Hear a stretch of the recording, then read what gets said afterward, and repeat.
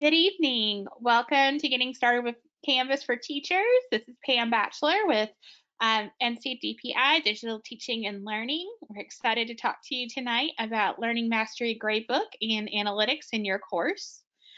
We do have a bit.ly for our presentation tonight. You can type it into the bit.ly. You can also look for it under the handout section of GoToWebinar.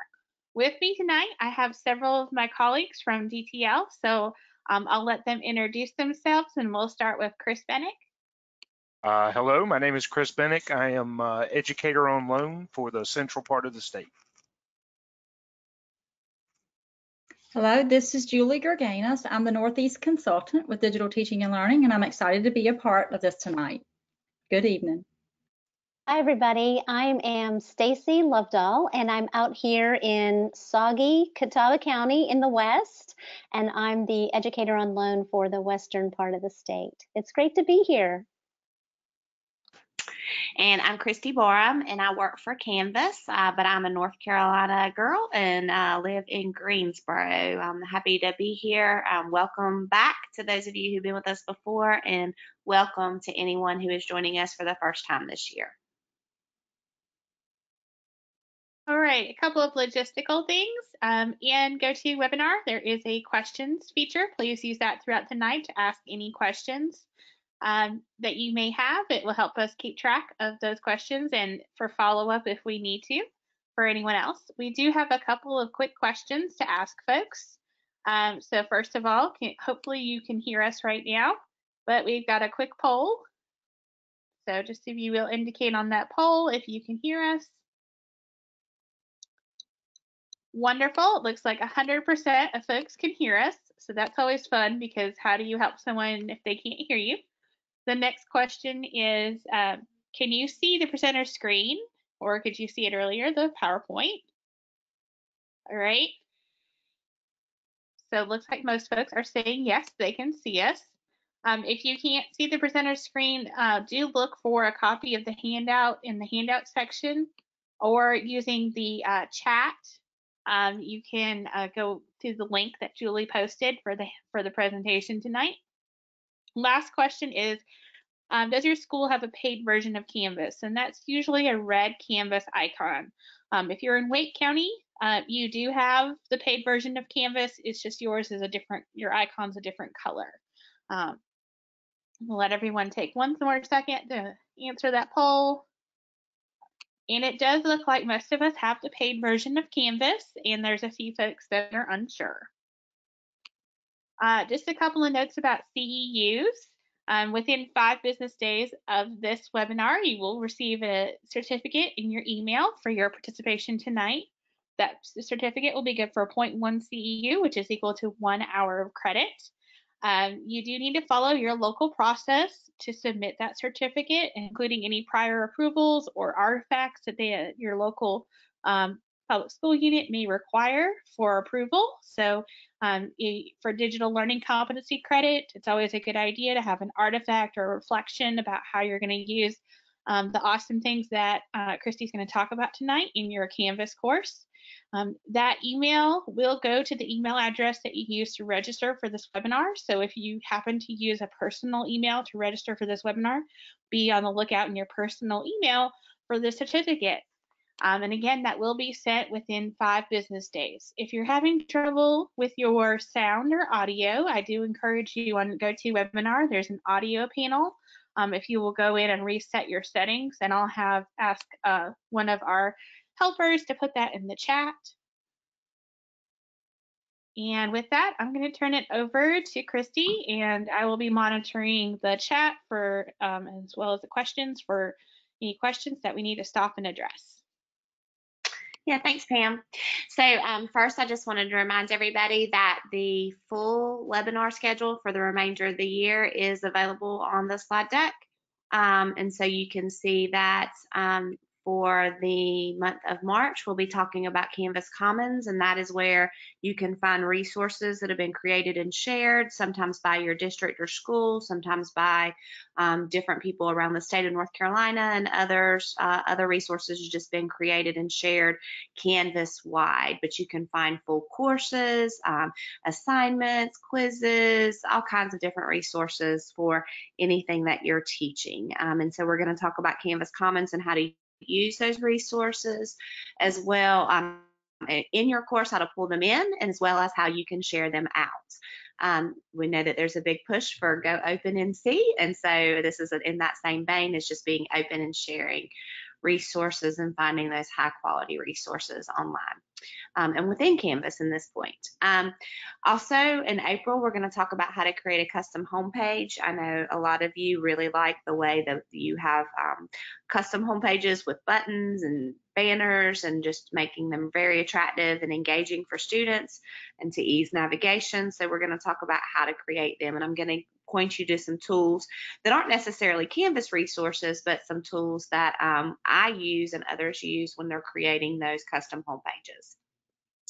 And then in May, we will talk about how, just wrapping things up for the year, all of the different topics that we visited, getting ready for next year so that you can be prepared to start your Canvas courses and be fully prepared for the new school year come August or July if you start back a little earlier. Also on this document is the recordings for each of the months that we have already completed, and so you'll see that and after tonight we will be adding in the recording for tonight's session as well, in addition to the fact that Pam will send that out in email. You also can register for the upcoming webinars on this document. So again, there's on the slide deck, there's also the link to register for those, either 4 p.m. or 7 p.m. in March. Tonight, we're going to look at outcomes and rubrics. We're also going to look at question banks and how to align those to outcomes. We're also going to be talking about the Learning Mastery Gradebook and looking at that. We're going to revisit real quickly new quizzes so that I can highlight those outcomes analysis reports. And also just remind you how to attach outcomes to questions in new quizzes. And then we're also going to look at our new analytics feature. In addition, I'll open it up to questions at the end, but as Pam mentioned throughout the webinar, please do add your questions. I will try to pause periodically for questions, and she'll interrupt me if I forget to pause, if there are questions that I need to address. But do, at any point in time, ask questions that you have. I'm happy to repeat something or to explain something more fully or to show you something again if I move too fast. Do know that I recognize it's difficult to watch a webinar, listen to a webinar, and follow along and do the same thing in your own Canvas courses. So it's hard to get that practice. I know it goes, pretty quick when we're on the webinar. So that's the beauty of the recording, is that you can watch the recording back, pause, rewind, and take things a little slower when you wanted to actually practice some of these things in your own courses. So I'm going to go ahead and move full steam ahead. First thing we want to look at are outcomes. And so outcomes in Canvas are basically your course standards, those objectives. We know that some people are moving towards more standards-based grading, but even if you're not doing standards-based grading, you may want to emphasize standards-based assessment or standards-aligned assessments. And most districts and schools are moving in a direction of a mastery approach, making sure that students have demonstrated mastery on each of their course standards, and not only in preparation for end of course testing, but just to make sure that they have fully mastered the content of the course and have developed the skills that you intended for them to learn in your class. So in order to assess that, we have multiple ways for you to align outcomes to assignments and activities and quizzes and assessments, so that you can track that as the teacher and then make adjustments and know when you need to group, reteach, remediate, enrich based on the performance your students have against those particular standards. So when you're in your course, we have already, or in your courses, if you have multiple, we have already preloaded all of the North Carolina outcomes for all of our Canvas accounts in North Carolina. And so you're able to find the ones that are specific to your class and your students applicable there and import them directly into your class. So you don't have to do the whole North Carolina folder. You can just do it from your specific grade level and class. I'm going to show you how to do that. I'm going to demonstrate it, but I also wanted to point out that on each of the slides for each of the things that I'm demonstrating, I have linked the Canvas guides. So that link on that slide for outcomes jumps straight to all of the guides for outcomes. And the guides, if you've never used them before, are really well written. They have great screenshots. They point out exactly how you use each of the features, and will show you exactly what you need to do. So again, in addition to having the recording to refer back to, I've also linked the guides for you to refer back to. In my course, I'm going to go to outcomes. I've not yet put any outcomes in this course, so I'm going to go to outcomes, and I'm going to show you how to find the North Carolina outcomes for your course. So from outcomes, I'm going to go to the find button, and then you may have different levels of folders here. Yours may just jump straight to essential standards or to math. It's standard courses study. It depends on how your Canvas admin in your district or school named them. But for instance, I taught world languages. So I'm going to go to the essential standards folder, find world languages. If I were teaching, and world languages is a little bit unique because there's different proficiency level expectations based on the actual communication mode that you're talking about. So I don't just have one set of standards to import. Generally, if you were teaching math, you might just need to import like a math grade 1 folder. With world languages, in a Spanish 1 class, for instance, I might be needing to assess for novice, mid, high, and intermediate low all in the same class. For the purposes of demonstration, I'm just going to pull in 1 set, but I could pull in multiple. But you can see that as I start, I click on that folder, it navigates down. I want this whole folder, so I am just going to leave this highlighted and go down the page and hit import. And this is going to import the whole novice mid proficiency level to my Canvas course. From that, once it's been imported, so they've already been imported, I can continue drilling down and seeing what those objectives are going to look like. When we import from, these come from academic benchmarks, they're already pre-formatted, and when they have been imported, you cannot edit them. Now, you absolutely can create your own. So I do have some teachers who like to make these be I can statements. They want them to be in kid-friendly language. So they will create their own standards and outcomes to utilize in their courses from the state level standard courses study standards. However, the way when you go in to find them and you import them, they are not editable. So this is the way that you would see it in your course, depending on your content area, but you would see that label. You would also see the description, the actual text of that outcome or standard. Then you would see that there is going to be a 5-point scale, and this is always the same for the ones that we import. Exceeds, meets, and does not meet on a 5-point scale. Mastery is set at 3 points, and the calculation method is highest, meaning the student, if they have been assessed multiple times on the same standard, the highest score that they achieved on that standard assessment is going to be the one that is visible in the Learning Mastery Gradebook. There are other calculation methods. However, the ones that we've imported are coming in with the highest score. So just know that those are not editable, but they're there for your use. Does anybody have any questions about finding or importing your standards? So, Christy, we do have one person who's saying that they don't have anything, that when they go to outcomes and find, they're just seeing a folder with their school name and nothing in that folder. Would they need to reach out to their Canvas admin for that? They should. Thank you for asking that question.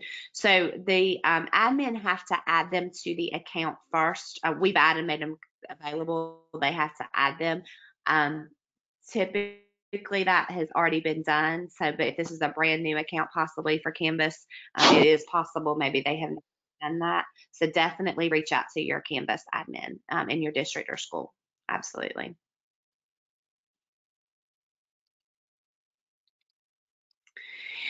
All right, thanks for that question. All right, so in addition to being able to find those, sometimes there are times when teachers, again, they want to customize their standards.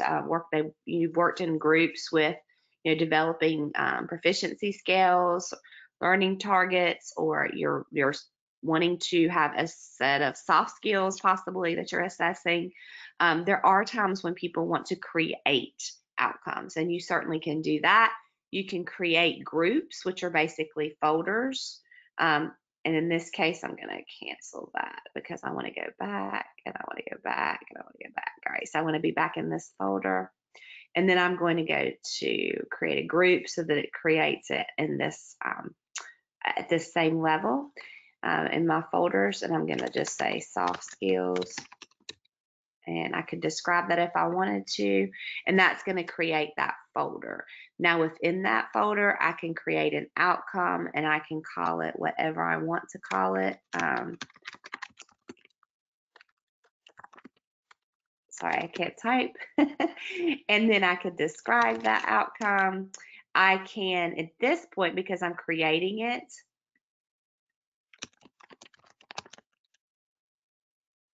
I can edit.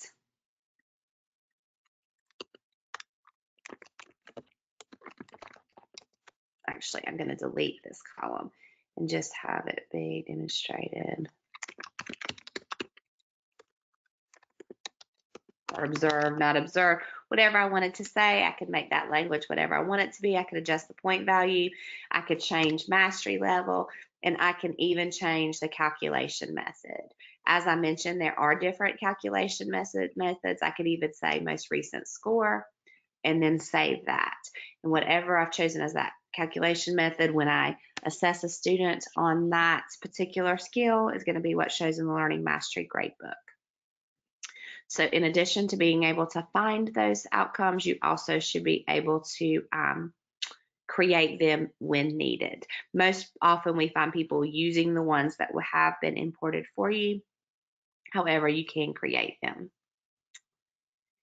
Once you have created, or excuse me, you've imported your outcomes or created your outcomes, you can create course level rubrics. Now, you absolutely can also create a rubric just to use one time on an assignment. But if you're in a situation where you are employing standards aligned assessment, then it's very common to use the same rubric over and over again throughout a course. For example, if I were in a Spanish class right now, I would very often be assessing my students on their listening comprehension. And so I might create a course level rubric for listening skills, listening comprehension, and utilize outcomes aligned to that skill so that I would use that same rubric over and over. So I'm going to create that, go to find outcome, go into those outcomes,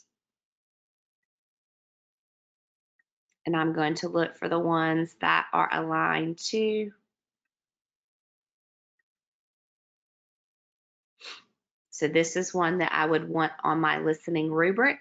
So in general, I'm going to delete this one. There's one that was pre-populated. I'm just deleting to get it off of there. But I'm going to continue to find the outcomes that align to listening skills. And if I wanted to, I could use my PDF document, my from DPI's website, to look for my standards 2 really easily. World languages, again, these are those proficiency levels, but I could go in and look to see which ones so that I could easily find them in Canvas and not have to just scroll through them all. But once, or maybe that I'm familiar enough with them that I know which ones I'm looking for. But once I have found all of the objectives that I want to use when I create, when I'm assessing for listening skills, then I would save my rubric. So I'm just looking to see. All right, so I'm going to just cancel that. And I'm going to, at this point, say these are the 2 outcomes that I would be assessing for on a listening activity. And now I have a rubric created that I can use over and over and over again in my course. I could also create a reading, rubric, or I could say reading comprehension. So when I had reading activities, I could assess for those outcomes, those objectives that align to reading comprehension, and I would just do the same thing.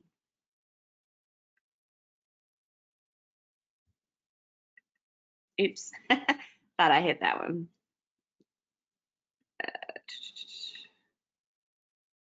There we go. Okay.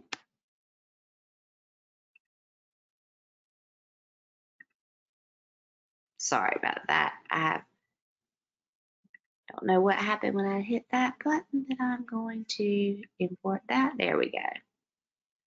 Well, I'm going to cancel. I think I've got a little bug going on right now, so let me try it again. And that outcome.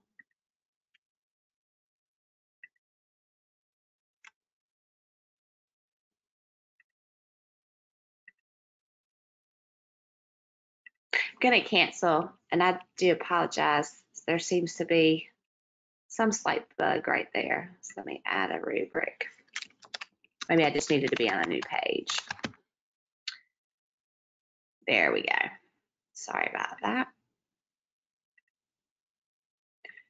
So again, we're just going to go into here, and I could create that rubric. Delete that, create that rubric. Apologize for that snafu there.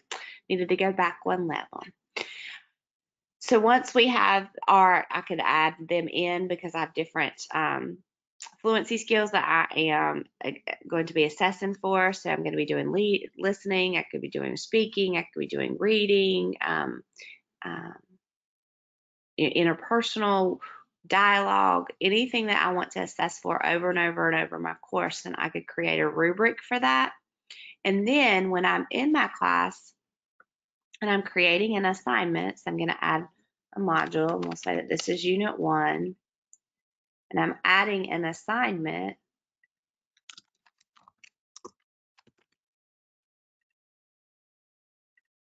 And we've gone through how to create modules. We've gone through how to create assignments. So I am speeding through this piece of it to get to the rubric. But I could create my rubric.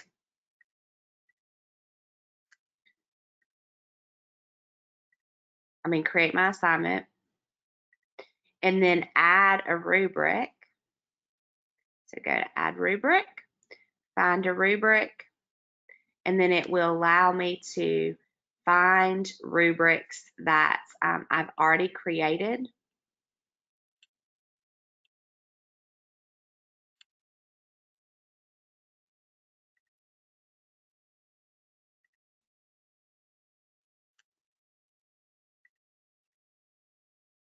And use them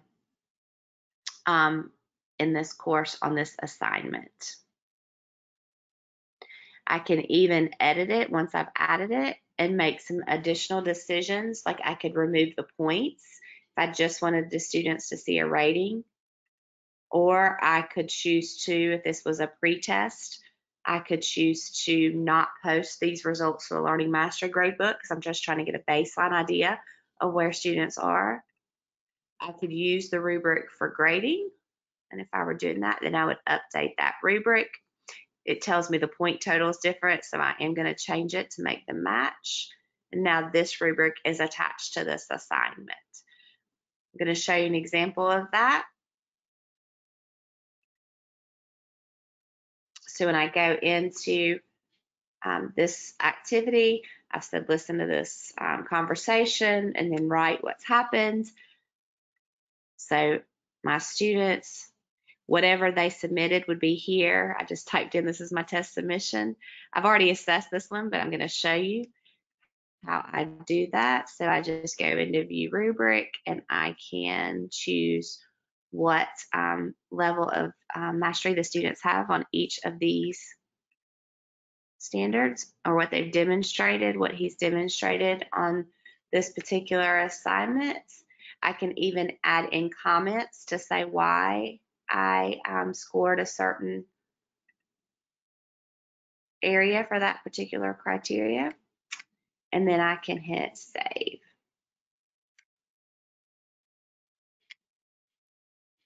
Does anybody have any questions about creating rubrics or using rubrics? None so far, Christy. All right, great.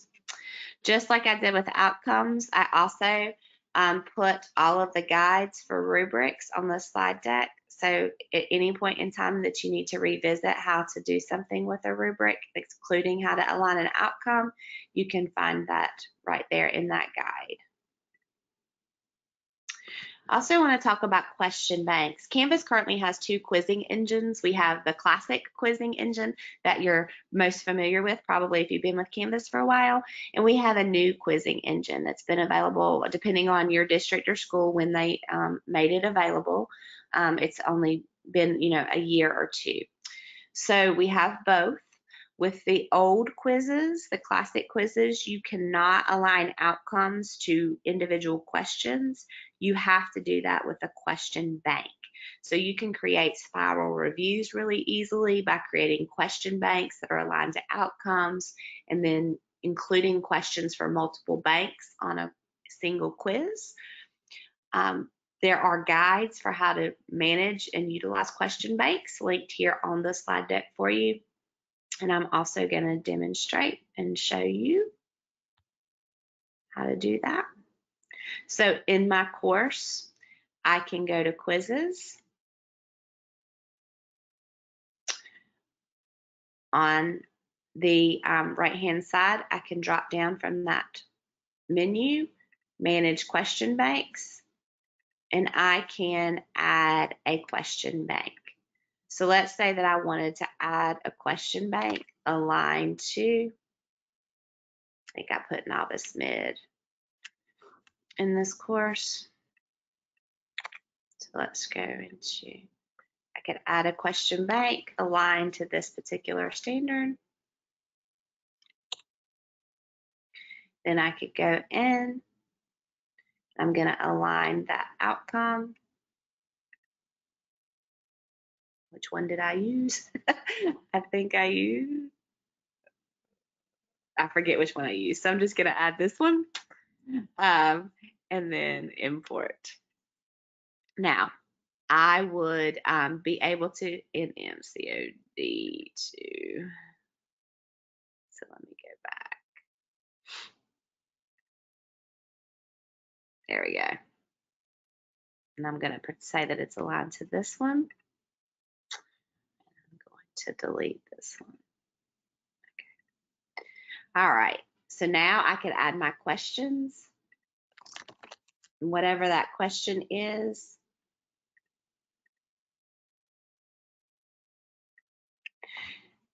Now, when I wanted to add questions that are aligned to this outcome from in a quiz, then I will be able to create a quiz.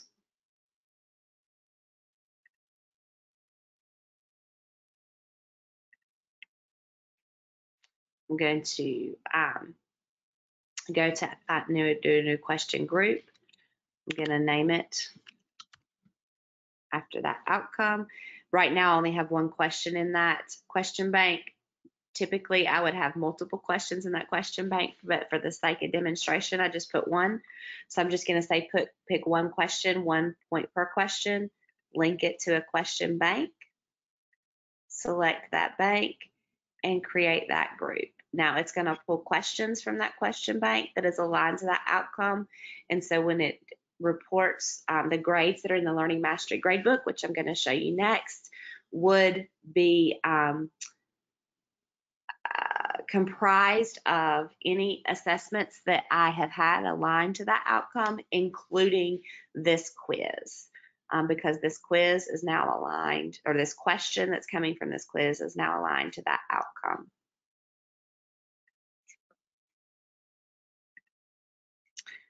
Learning Mastery Gradebook. Learning Mastery Gradebook will show you how the full class gradebook view is a great way to get a snapshot of where your students are in terms of their mastery of your content and skills of your course. They will show you, again, and most often people are using the outcomes that have been imported from academic benchmarks, which come in as reporting as highest score. So this is showing me that for Max, his highest score achieved on any activity or assessment aligned to this particular outcome was a 5. For this standard, for this student, her highest achievement on a assessment or activity aligned to the outcome was a 3 because it's reporting highest score. Guides for using Learning Mastery Gradebook are here. Also, I'm going to show you an example. So when you go to grades in your course, typically it's going to go to the standard gradebook. In order to view the Learning Mastery Gradebook, you drop that down to Learning Mastery. Then you will be able to see, again, your students' performance on these course level standards. When you highlight over, so first of all, you see course average, so that can help definitely when you're planning for reteaching. Also, when you highlight over, you can see the breakdown of your course in terms of their performance on that standard. You can see the details also for that particular course outcome. You can filter so that you're just seeing students possibly at these levels. This language can be customized by your district or school, so yours may say something different over here because that can be customized.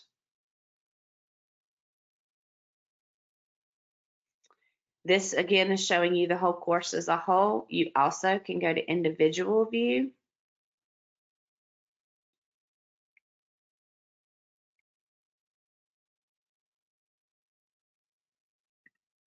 Select a student. I can click on Max. And for his Learning Mastery grades, this does take a minute to populate if you have a lot of standards or outcomes in your course. Also, whereas when I was on the full course, let me show you this real quick. When I was on my full course Learning Mastery Gradebook, I had selected a box to hide outcomes with no results. When you're on the individual student view, you don't have that same option. However, I can see with all of the standards that have been imported into this course, I can see if any have been mastered. So you see in this case how many are in those particular folders. And in this case, I see that 3 of 3 have been mastered. So I can drop that down and look to see that with this particular clarifying objective, I had 2 alignments, so 2 things aligned to that. And the student scored 5 out of 5 as the highest score on those. Also, same here, excuse me, and then dropping this one down, I see the highest score achieved on this particular clarifying objective for the student was a 3 out of 5. And you can drop all of these down and see what has been assessed and the student's level of mastery. In this case, only 1 out of 3 mastered. There was only 1 alignment here, but the student scored a 5 out of 5 on that, which we had mastery set at 3. So the student demonstrated mastery there as well. Questions about the Learning Mastery Gradebook?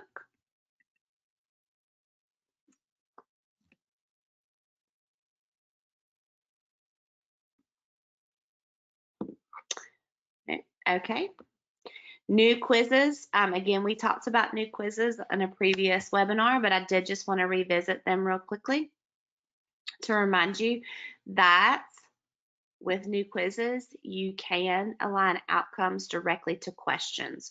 So with classic quizzes, you have to use question banks the way that I showed you just a second ago.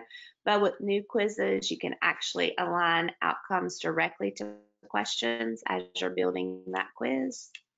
So in this case, I can add a question, and I'm going to just go ahead and do true false. That makes it a lot easier. And I'm going to align that question to an outcome now.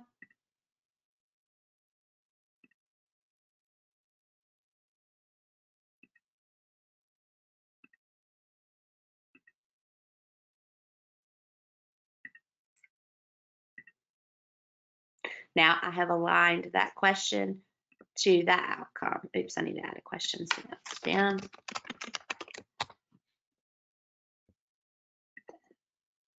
Okay. Got that in there. So once I have aligned my questions to outcomes and new quizzes, I also have the opportunity, once my students have taken that assessment, to go and review reports. Now, just as a reminder, we have a quiz and item analysis report, which will show you the grade distribution, answer frequency for your students in your class. But we also have in reports an outcomes analysis report.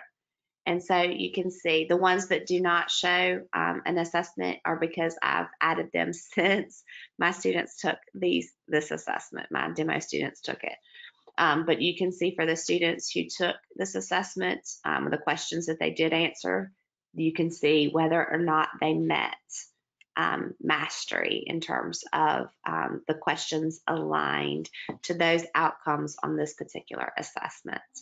It's a very good formative assessment, especially, you're looking to identify possibly a pre-assessment prior to the beginning of a unit or after instruction as a quick informal check-in to see what your reteaching strategies need to be, where your student strengths lie, and where you still have opportunities to increase understanding.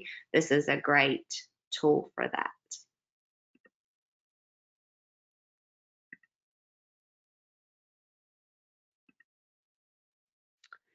Any questions about new quizzes before we move to new analytics? No, you're doing great, Christy. All right, thank you. New analytics is going to be available for everybody in every course beginning March 21st. However, for some of you, you may already see it. Either it's already on or it may be an option. So I'm going to show you what it looks like and then also show you how to look to see if you can turn it on if it's not. But do know that once we pass March 21st, this will be available for everyone. Just like with everything else, I have the new analytics guides here for you so that you can jump to them easily. Also, this image links out to a resource that has some information about new analytics. I'm going to click here. There's a user group you can join if you're interested in more information about it. Also, there is a brief screen with some information showing you that this is one of the screens that are one of the tools available in New Analytics, and that is a course grade chart. With course grade, you can compare students and sections. You can look at just assignments or just discussions, just quizzes, anything that's graded. You can filter by those item types. You also can look at individual items within the course. Look, you can see the grade distribution for each of the things that have been selected up here as a filter. You can see average grade. You also can message students directly from here. So if you wanted to message students who scored a particular score range or who haven't submitted yet, you can do that. You can download these scores, this information as a CSV. And you also can, instead of course grade, change this, drop this down to a weekly online activity, which I will show you, but it tells you student page views and participations for a given week. There are guides, frequently asked questions, release notes. Also, if you've been using old analytics, it shows you what the differences are as well.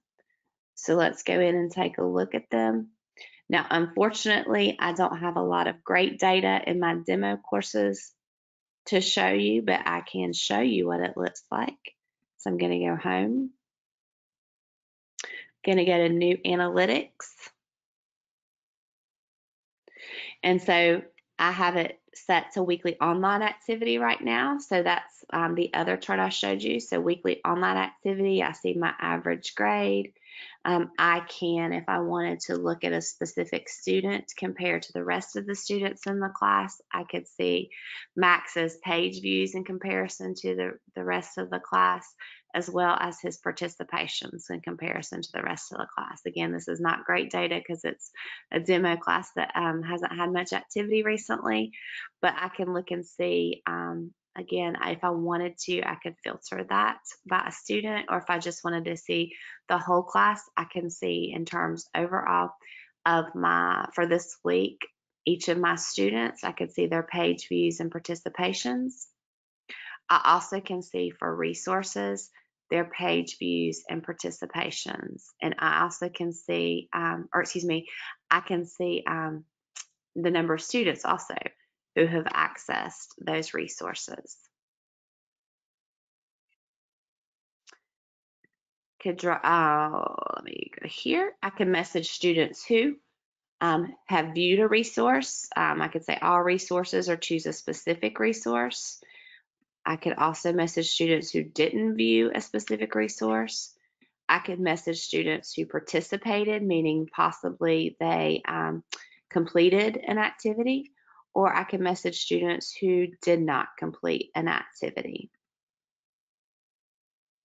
It even tells me which 2 students that would be. And I could say,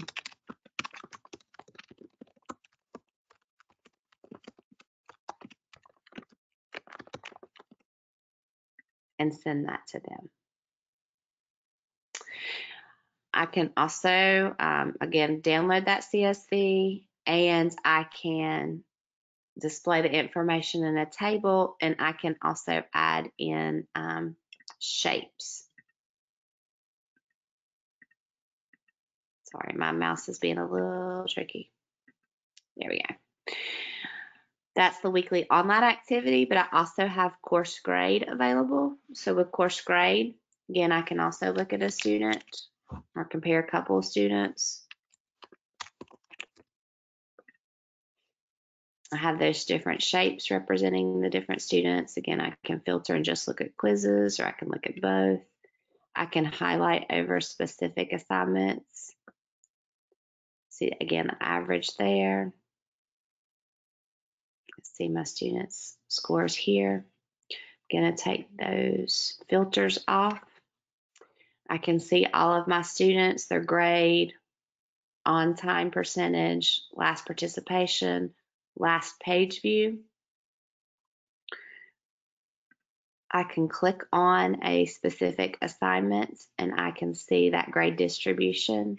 And I also can message students who. So if I wanted to message students who scored 90 to 100 and say, great job.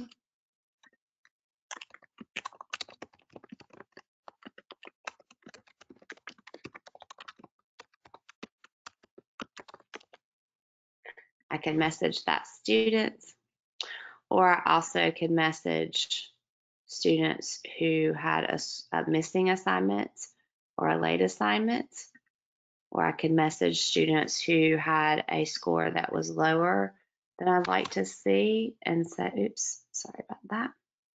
Do that again.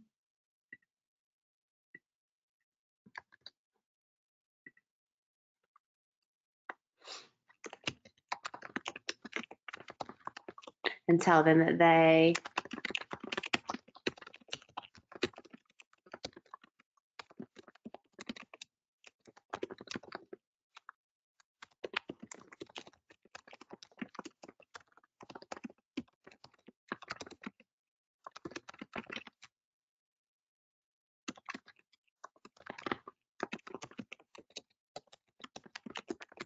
I might give them even a specific set of notes and link that in here. And I can send that to those students. So it makes it very actionable. If you do not have in your course new analytics over on the side, you can, from your course navigation, go to your settings.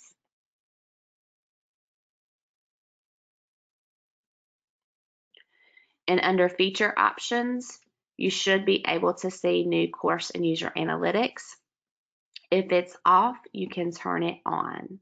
If you do not see it, then your district or school has chosen not to turn it on or make it available yet, but it will be available in March and turned on for everyone after March 21st.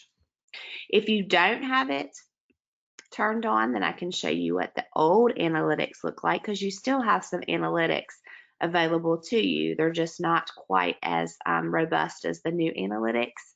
But even if you don't have the new ones turned on yet, you do have charts that show you activity by date, including page views and participations. You can see submissions in terms of missing, late, and on time overall for your course, grade distribution, and then you can see students, their page views, participation, submissions, current score, all of this great information. I also want to point out that for students, anytime you see their name hyperlinked there, you can click on it and get more in-depth information about that specific student. So I'm going to go back here, settings. I'm going to turn my new analytics back on. Go back to home, new analytics.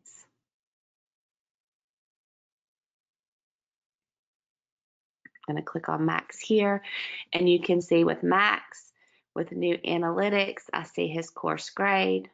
So these are individual assignments. Let's see what they are. His weekly online activity. Again, I would be able to look at that.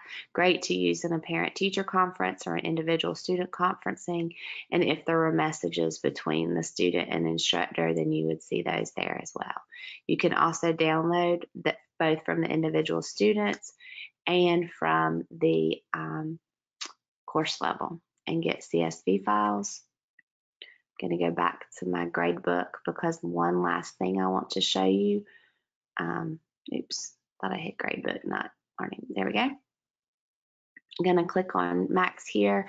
And if you're not using student context cards, are another great way to just get a good snapshot of a student's activity and performance in a class.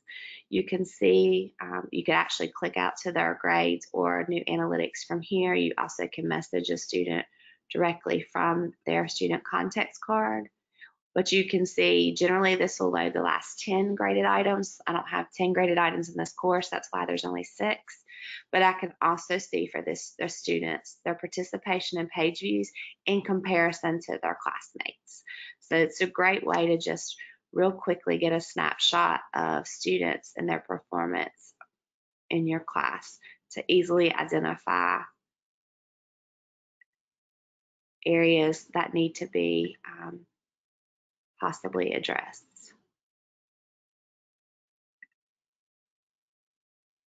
Are there any questions about analytics or context cards? Or any questions in general? That's the end of what I've prepared to share, but I'm happy to revisit anything, answer questions. So, Christy, we did have a question about item banks in Canvas and wanting to know if there was a pre-populated item bank that they could find.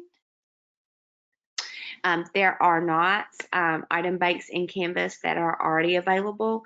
However, within Canvas, you can import. So if you have item banks that you have permission to import, so, thinking about all of those copyright laws, but if you have a item bank that you have permission to import, you can import them. Generally, question banks come in as a QTI file. So if you had an item bank, you would know possibly what that is. But for example, ExamView Pro, those are QTI files. Those ExamView Pro question banks can be imported into Canvas. Also, certainly they can be created at the district level and imported. They can be created at the course level and imported. But we do not have just content available for import. Yeah, I also directed the teacher to maybe find a quiz on Canvas Commons that might already be available. They might be able to use too. Absolutely, absolutely. Yeah. And so another question that came in is, with quizzes, can you create a question where the answer includes a range, like for a mathematical question, where the answer could be a range within accepted numbers? And I thought there was an option for that. Mm-hmm. So I'm going to show you within Canvas, the help menu, everybody has that.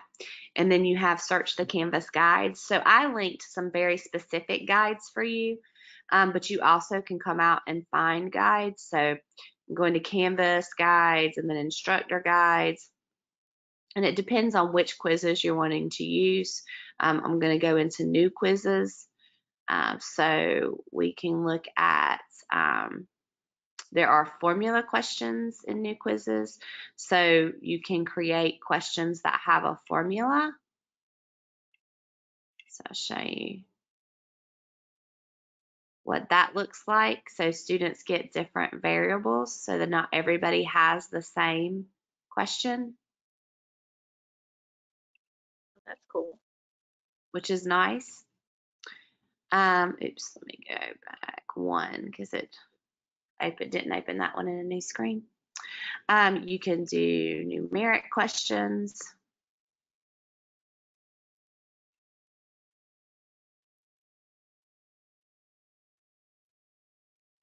And that allows you to do. Yeah. Mm-hmm. I think that's exactly what he was looking for. Yep. So anything that especially when it comes to types of quiz questions and how to create them, to be honest, this is like when I probably consult the guides the most myself, just because if I'm not making a certain quiz question type very often, it's very helpful to walk through those step-by-step directions of, oh yeah, how do I do that again?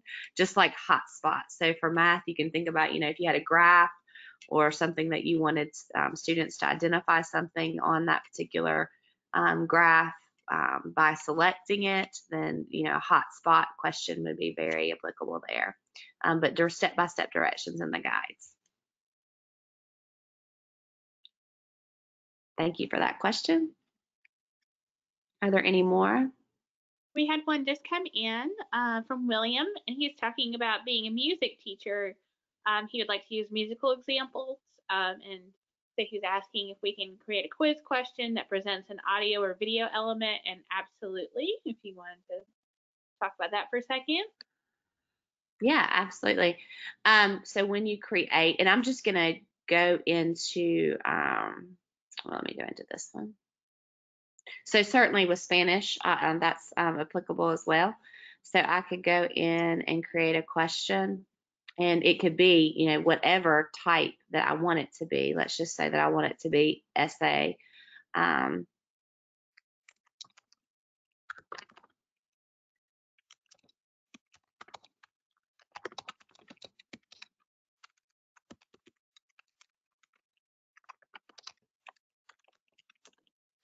And from there, I could, to give the directions, and then I can insert media. So if I had, a URL, I can put that there. If you embed it, you can put it there. You have advanced options as well, although honestly, I don't use those. Generally, I am embedding or inserting. You also can do it via link if you had a URL there. So that is how you would import or insert that audio. And then once you were done with that, then you would just hit done.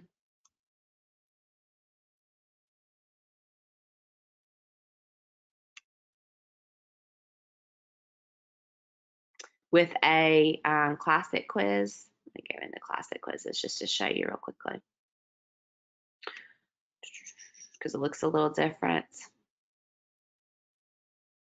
And while you get that pulled up too, I do want to point out too, you can absolutely have students respond with creating videos as well. So that could also be something for an assignment. Absolutely. Thank you for that, because they get the rich content editor also. Yes, thank you for that.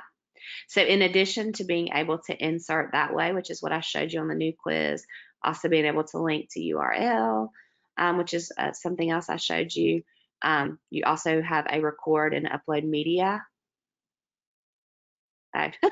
You can see me, hi. So you have that option as well. And students also have it.